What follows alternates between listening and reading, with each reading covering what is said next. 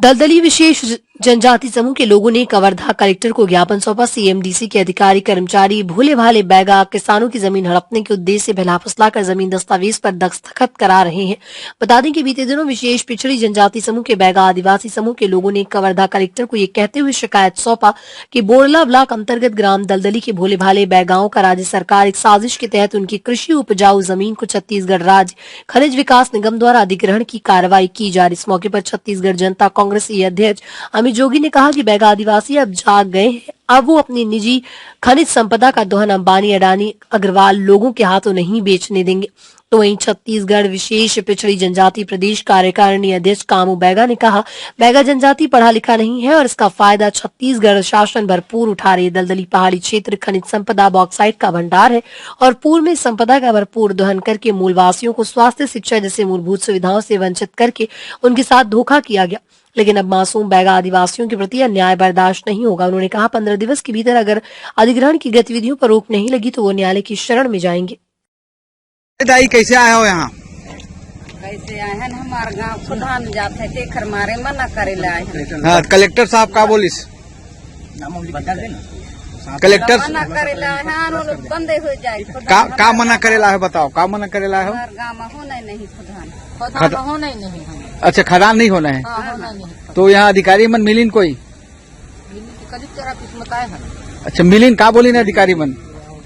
का बोली? अधिकारी है का बोलिस अधिकारी मन?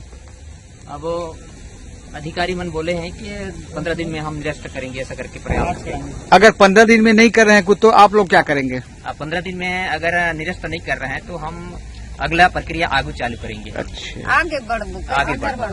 ये हमारे जो साथ में आए हैं बैगा समुदाय के, ये बोरला विकास खंड के एक ग्राम मुकाम के रहने वाले हैं।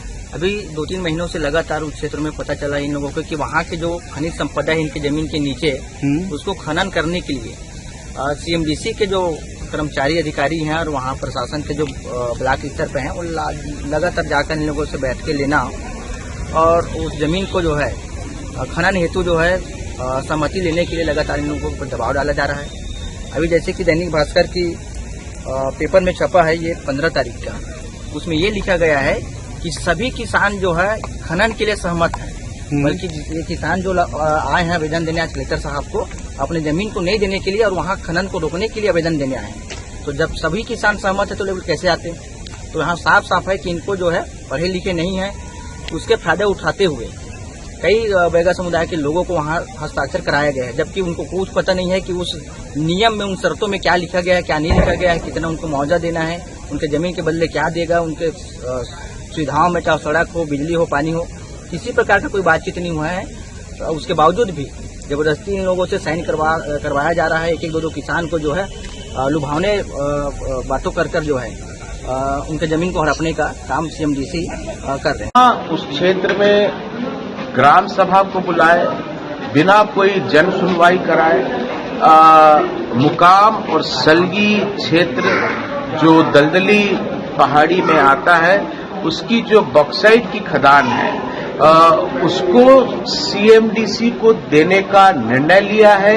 वहां पर पटवारी लोग, आरआई लोग जाकर जबरदस्ती जबरिया वहां के जो बैगा आदिवासी हैं उनकी जमीन पर कब्जा कर रहे हैं। लेकिन मैं उनको आज यही बताने आया हूं कि वहां पे जो बैगा रहते हैं वो अब जाग चुके हैं। मेरे साथ यहाँ पर सुनेलाल बैगा जी हैं, इन्होंने कॉलेज में पढ़ाई करी है, ये सीआरपीएफ में नौकरी करते थे। अपने लोगों की भलाई करने के लिए, उनके हकों के लिए लड़ने के लिए वो अब वापस इस क्षेत्र में आ गए हैं और हम सब मिलकर ये जो हमारे पुरखों की खदानें हैं इसको सीएमडीसी के माध्यम से जो ये अडानी, अंबानी, मित्तल, अग्रवाल, बाल्को को ये बेचना चाह रहे हैं, छत्तीसगढ़ सरकार जो आज की तारीख में अडानी के एजेंट के रूप में काम